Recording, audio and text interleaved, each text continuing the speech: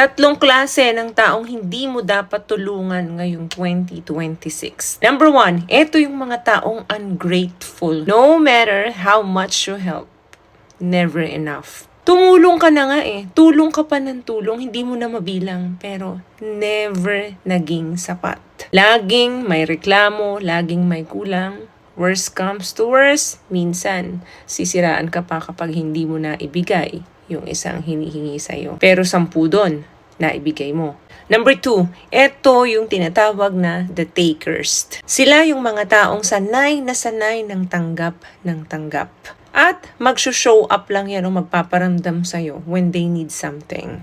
Tapos, biglang magdi-disappear kapag ikaw ang may kailangan. Minsan nga, hindi naman financial ang kailangan mo eh. A little act of kindness. Pero hindi pa nila sa'yo maibigay yun. Ito yung mga taong hindi mo mararamdaman kapag yung oras na ikaw ang nahihirapan. Number 3, ito yung mga taong the jealous one. Tinutulungan mo silang umangat sa buhay. Tinutulungan mong magbago, mag-improve yung pamumuhay nila.